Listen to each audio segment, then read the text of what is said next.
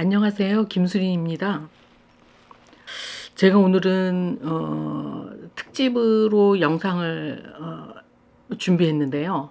제가 어제 그 청송을 그리다라는 공모전에 다녀왔어요. 우수상을 수상해가지고 왔는데 제가 대상 1명, 최우수상 2명에 끼지 못하고 그 다음 우수상을 받았는데 제 생각에 굉장히 대견합니다.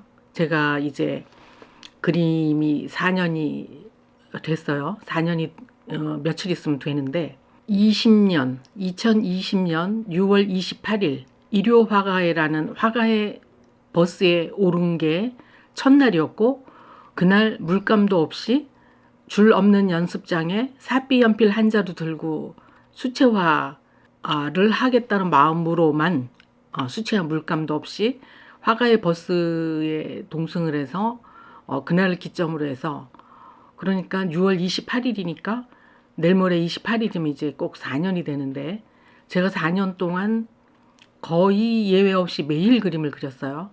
그래서 제가 생각할 때 저는 20년도에 그림을 시작해서 21년도 8월에 그림 그린 지 딱 1년 만에 유튜브 첫 촬영을 시작해서 역시 유튜브에 지금 한 380점 정도의 작품이 올라가 있을까요?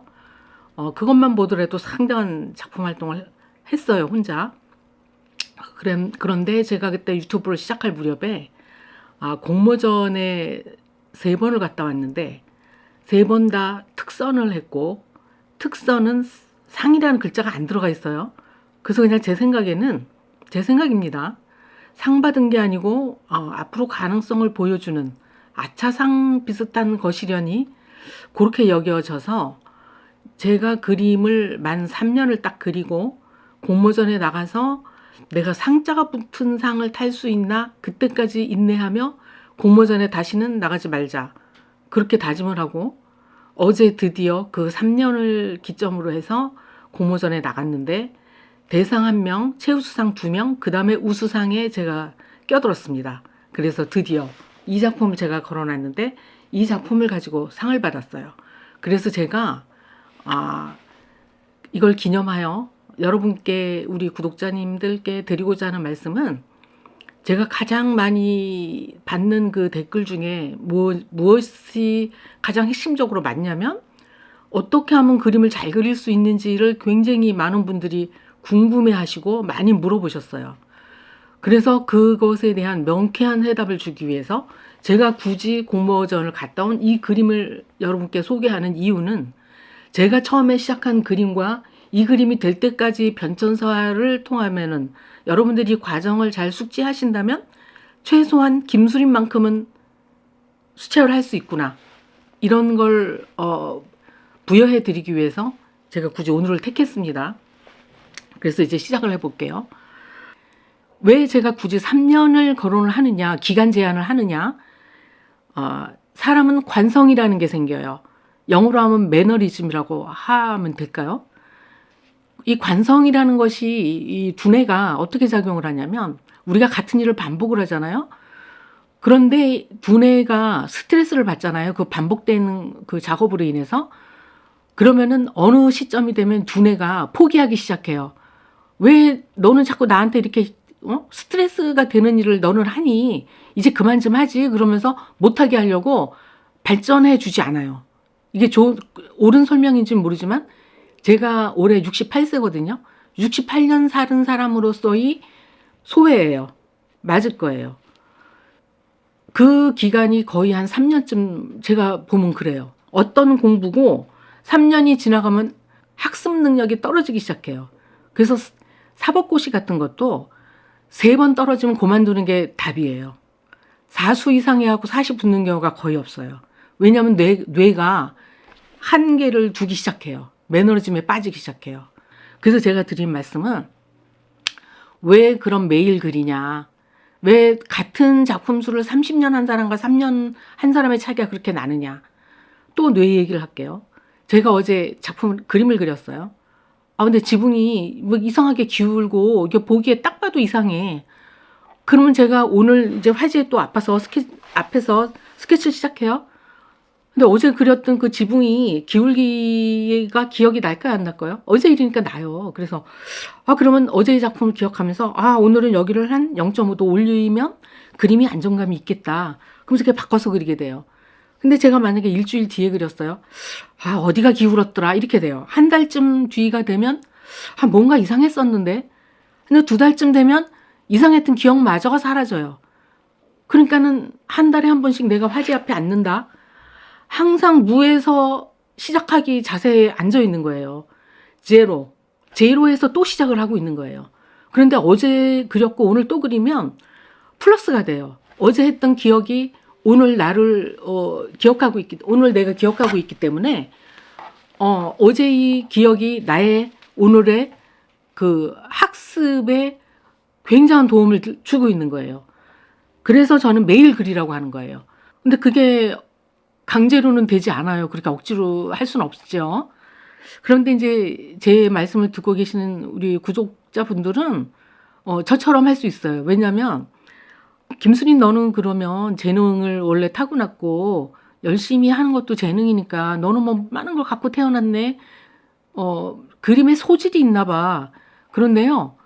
제 그림을 보시고 제 과정을 보시는 분들이라면 이미 저랑 소질이 똑같이 있는 거예요. 소질이란 게 뭐겠어요? 흥미잖아요. 흥미가 없는 사람은 소질이 없는 거예요. 그래서 이미 저랑 이렇게 공감을 나누고 계신 분들은 저보다 소양이 더 많고 깊으면 깊었지 적지 않아요. 그래서 정말 저처럼 3년 동안 그림이 나를 정말 힘들게 하지 않는다면 3년을 한다면 최소한 김수린처럼 이만큼 할 수 있거든요. 구체적으로 또 얘기를 들어가 보겠어요. 어떻게 하면 그림을 지름길로 갈 수 있느냐, 잘 그리게.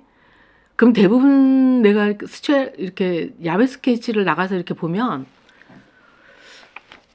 저도 성격 굉장히 급하거든요. 대부분 분들이 성격 굉장히 급해요. 근데 저는 아무리 급해도 공부를 많이 해봤기 때문에 공부의 왕도가 없다라는 것은 알거든요. 그래서 저는 그 수순을 제대로 가야 된다는 것쯤을 알고 있어요. 그 그림의 수순은 뭐겠어요? 우리가 이렇게 사물을 보고 이렇게 형체를 파악한 것을 화지에다 옮기는 거잖아요. 그럼 모든 사물은 입체화되어 있죠. 근데 그 입체화되어 있는 사물을 평면인 화지에다 옮기는 작업이잖아요. 그걸 정확하게 얘기하면은 사람 눈을 기망하는 작업을 하는 거예요. 우리가 사람 눈을 속이는 거예요. 그럼 저기 있는 저 마네킹의 입체된 모습을 제가 화지 평면이잖아요. 이거는 평면에다 옮기면서 보는 사람으로 하여금 이거 뭐야? 이거 뭐 진짜 같네? 이렇게 해야 그림이잖아요. 그런데 그 과정을 저는 일명 물장난이라고 해요.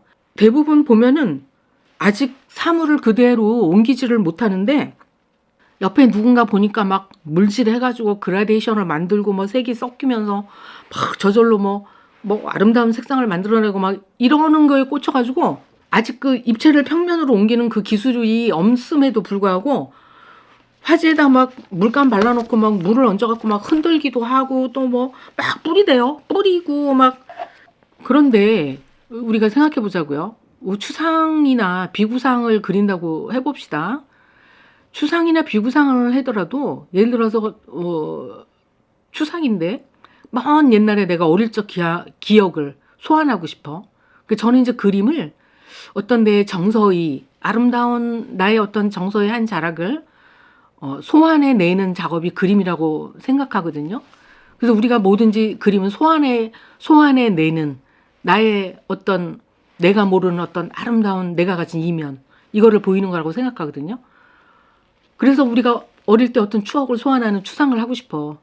그런데 아득히 먼 기억을 옮겨 놓으려면 아득히 먼 것이 희미하게 그려진다고 가정을 해보자고요. 희미하게 그리려면 그것이 구체화된 형상을 아는 사람만이 희미한 영상을 정확하게 그릴 수 있어요. 그렇죠? 희미하게 그려야 되는데 정확한 형태의 구체적인 모습을 모르는 사람이 어떻게 희미하게 그리겠냐고요. 그래서 그림을 잘 그리고 싶을수록 처음에는 사물의 모양을, 나무의 모양을, 이파리의 모양을, 집의 기울기의 비례감을, 어떤 위치의 수평과 수직의 관계를, 어떤 조화로운 함수 관계를 정확하게 옮겨 놓는 작업을 한 이수 한 사람만이 추상이고 비구상이고를 더 깊이 있고 디프한 그런 크리에이티브를 해낼 수 있는 사람이라고 저는 믿습니다. 그래서 제가 이 그림을 굳이 보여드리는 이유가, 아시다시피 저는 굉장히 섬세한 그림을 그리고 있어요. 굉장히 구체화된 작업을 하고 있죠. 근데 보시다시피 이 작품은 제 평소의 작업보다는 뭉개진 부분 꽤 있어요. 그 실제로 보면 여기 제 야외사생 현장 그림이거든요. 여기가 저는 이제 그림자로 이거를 뭉뚱거려 버렸어요. 여기 있는 것들을 제대로 그리려면 5시간에 그려야 되는데 도저히 작품이 안 돼요. 제 그림은 5시간에 안 되고 10시간 정도 소요돼야 되거든요. 그리고 또 여기 있는 이 옆에 있는 건물들이, 이건 거의 뭐 기와랑 구조가 거의 비슷한 작업인데, 이걸 제가 이렇게 제대로 했다가는 5시간에 작품을 제출을 못 하거든요. 마찬가지로 여기도 다 디테일한 부분들을 뭉갰어요. 그래서 제가 지금에서 이런 공모전에 출품을 한 것은 저 옆에까지, 이쪽 부분까지 모두 제가 다 그릴 수 있는 사람이어야 저렇게 뭉갤 수 있는 그림이, 희미한 형상이 정확하게 나올 수 있기 때문에, 이제는 제가 이 기와장도 이제 뭉개져 있어요. 이 실물 그대로 그렸다간 제가 내지 못해요. 그러나 구체적으로 그려지지는 않았지만은 누가 봐도 저 그림이 섬세한 그림이라고 보게 돼 있어요. 왜냐하면 이 들어간 골이라던가 튀어 올라온 부분이라든가 이 명암의 관계라든가 이런 게 정확하거든요. 이 그림이 제 그림이지만 잘 그렸어요. 그래서 제가 강조하고 싶은 것은, 첫 번째, 기한은 3년이다. 왜? 우리 뇌가 딜레마에 빠지기 전에. 그리고 두 번째는 사물의 형태나 모양을 똑같이 그리는 걸 훈련한다. 물장난은 나중에 해도 늦지 않다.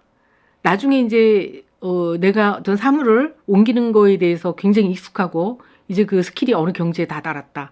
그러면서 그때야말로 내가 아이템을 창출하고 내가 나의 어떤 한 단계 위인 어떤 크리에이티브적인 나만의 것을 그때 창출해도 늦지 않다. 그리고 이미 모든 사람이 아무리 초보라도 제가 그림을 그리면서 보니까 100이면 100 그림이 스타일이 다 달라요. 그래서 제가 얻은 결론은 굳이 나만의 것을 창작해야 되겠다, 거기에다가 몰입할 필요는 없을 것 같더라고요. 나도 그 고민을 참 많이 했는데, 오죽하면 어제도 제가 이제 유튜브를 하다 보니까 제 그림을 딱 보고 저건 김수린 거라고 생각하시는 분들이 있더라고요. 그래서 분명히 여기 김수린이 있다고 나를 찾아오시는 분이 있더라고요. 그것처럼 일부러 컨셉은 설정을 안 해도 다들 틀리더라고요, 그림이. 그래서 이제 맺을까 하는데요. 제가 결론으로 하겠습니다. 그림을 그리는 저의 목표는요, 또 여러분도 많이 다르진 않을 거라고 생각해요. 우리는 그림 위에서 자유로워지고 싶죠. 붓이 내 머릿속에서 생각한 대로 내 마음대로 가주고, 내 마음대로 가준 그 결정체가 나의 영혼을 따뜻하게 하고, 또 내 그림을 누가 갖고 싶어 해서 그 소장한 분이 내 그림을 보면서 행복해하고, 그런 과정을 가는 데 있어서 우리가 조금이라도 스트레스를 덜 받고 지름길로 가고, 그림의 왕도가 없다. 별 수 없이 3년 정도는 수학에 매진을 하면 최소한 김수린 저만큼은 다 할 수 있을 거라고 확신합니다. 오늘도 제 말씀 들어주신 구독자 선생님들 감사드리고요. 또 뵙겠습니다.